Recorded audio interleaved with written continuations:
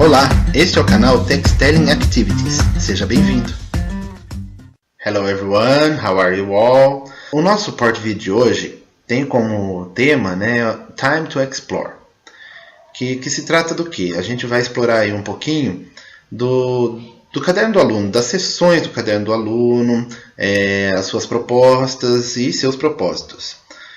Eu não sei se vocês se lembram, na versão anterior do caderno do aluno, na primeira versão dele, quando ele chegou na rede, ele era dividido em quatro volumes, na verdade, um para cada bimestre. E no primeiro volume de cada ano e série, logo de início, existia uma atividade muito parecida com o que a gente vai fazer aqui hoje, com o que eu vou apresentar hoje, que era uma atividade, se eu não me engano, até com o mesmo nome, Time to Explore ou algo muito parecido. Que o aluno preenchia, não sei quem se recorda disso, que o aluno preenchia em que sessão encontrava determinadas coisas no caderno do aluno. Por exemplo, podemos encontrar textos sobre tal coisa na situação de aprendizagem 3 e 4. Eles tinham que preencher lá, só tinha um espacinho lá, a lacuna vazia para o 3 e o 4. Podemos encontrar tabelas gramaticais na sessão e aí o espaço da lacuna para completar o nome da sessão. Enfim, eu não sei se vocês se recordam disso, mas existia esse tipo de atividade que foi retirada agora nessa nova versão, ela não aparece mais. Muitos vão me perguntar aí por quê? Por que dessa atividade, Tem muito professor aí que está há bastante tempo na rede, já tem bastante confiança, bastante intimidade com o currículo e sabe cada coisa dele, qual é o propósito de cada sessão. Mas a gente tem que lembrar mais uma vez aí que se a sala de aula é heterogênea, os docentes da rede também. Então a gente tem aí vários contextos aí dos professores, A gente tem um professor aí, por exemplo, que veio de outro estado. A gente pode ter aí professor que só trabalhou aí na rede particular, Então não tem intimidade com o caderno. A gente tem professor aí recém-formado, a gente tem professor ingressante que também não conhecia, não tinha dado aula no estado, fazia outra coisa, está começando agora. Então, devido a esse tipo de contexto, o caderno precisa ser reconhecido, Na sequência aí nós vamos ver aí um pequeno videozinho apresentando aí de maneira geral as sessões do caderno. E depois eu volto com alguns comentários um pouco mais detalhados aí dessas sessões, ok?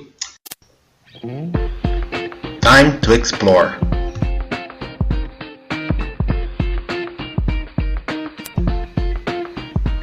A sessão Learning Targets, Objetivos de Aprendizagem, apresenta aos alunos os temas e os devidos objetivos a serem alcançados ao longo do volume de cada caderno.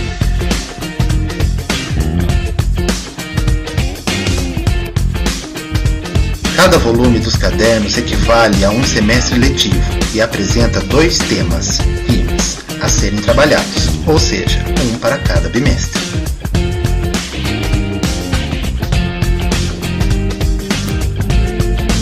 Por sua vez, estes temas estão geralmente divididos em 4 situated learning, situações de aprendizagem, havendo alguns cadernos, como os do 6º ano, que apresentam um número menor de situações.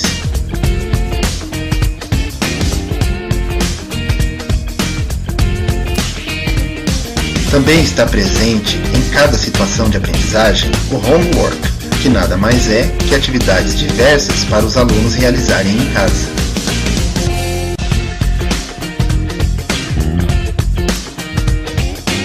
Logo após cada homework, podemos encontrar uma pequena seção contendo expressões idiomáticas, literárias ou piadas. Além disso, podemos ver aqui o espaço O que eu aprendi, para que os alunos anotem os objetivos efetivamente alcançados na situação de aprendizagem.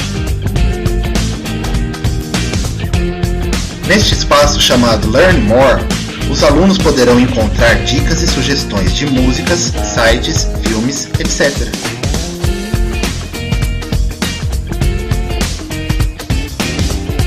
Já na parte denominada Learn to Learn, encontramos uma atividade extra autoexplicativa de conteúdos auxiliares na aprendizagem da língua inglesa.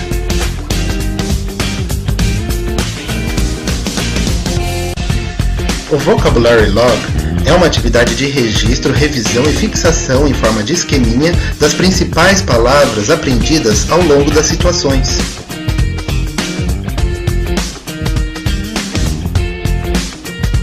Enquanto que no Instant Language estão formalizadas as tabelas gramaticais, podendo ser utilizadas e ou revisadas a qualquer instante.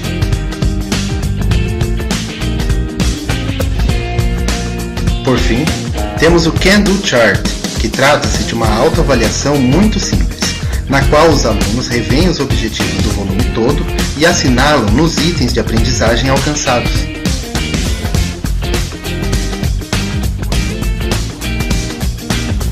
E assim estão estruturados os cadernos do currículo.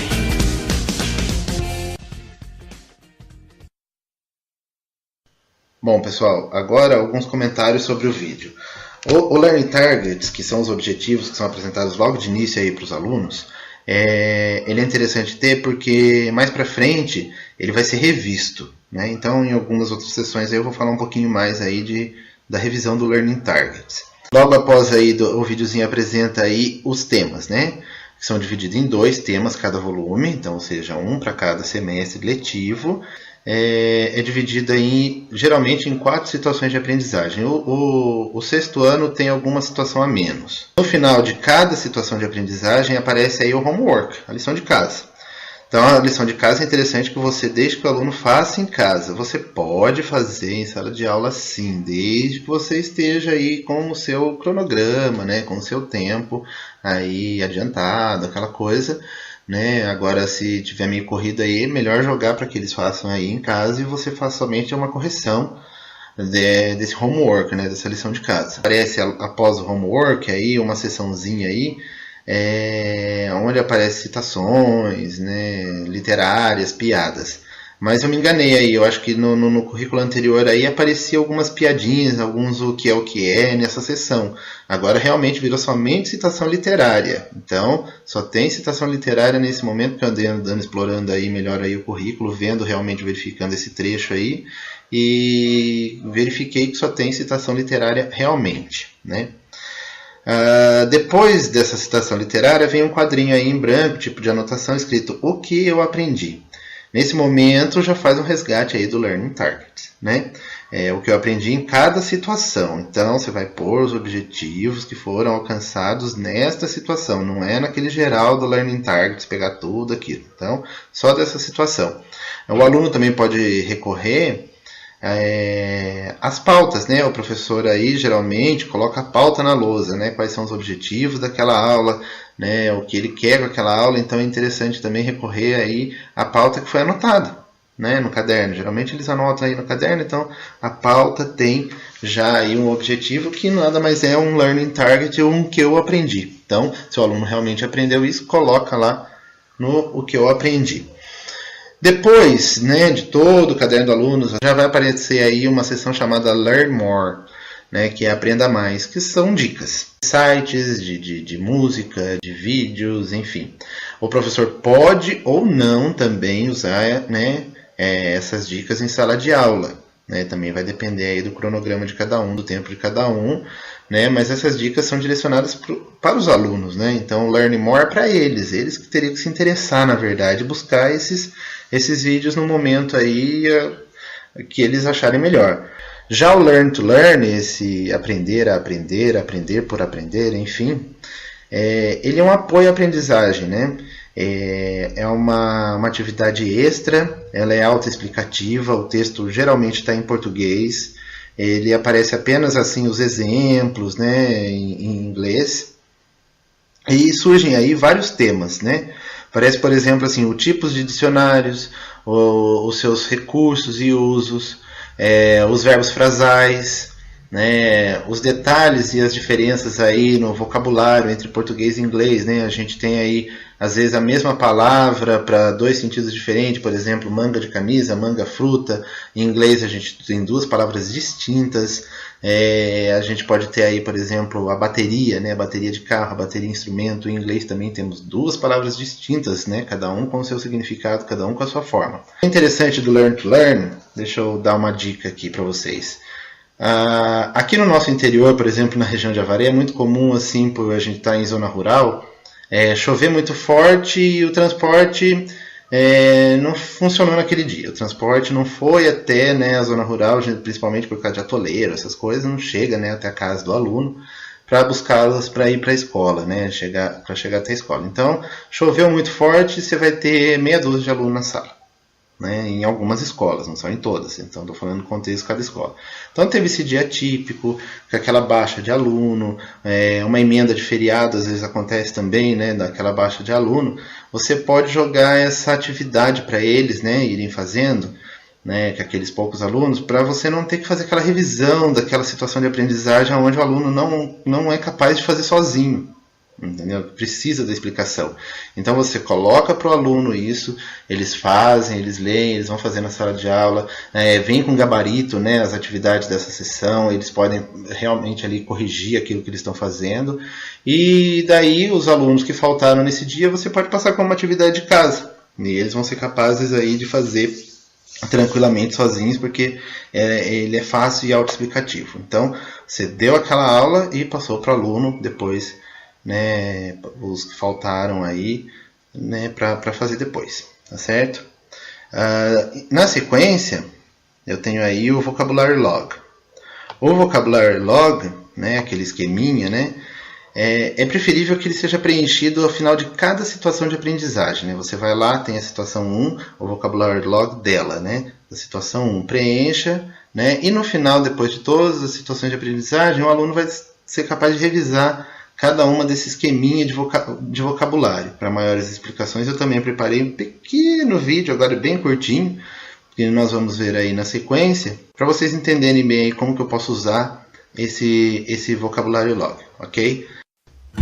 Como exemplo da primeira série do ensino médio, podemos usar a palavra newspaper no item 1. No item 2, posso dar uma tradução, newspaper igual jornal impresso.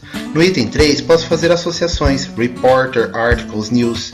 Já no item 4, eu coloco uma frase retirada do currículo, now decide which newspaper section. Em outro exemplo, posso usar a palavra newsstand no item 1. No item 2, posso dar uma definição, newsstand, where newspapers sold. Já no item 3, uso uma imagem. E no item 4, uma frase do currículo. A newsstand is the place where you can buy newspapers. Após o Vocabulary Log, a gente encontra aí o Instant Language. Também necessita desse movimento aí entre a situação de aprendizagem e as tabelas que se encontram nesta seção, né? A gramática está formalizada ali nessas tabelas.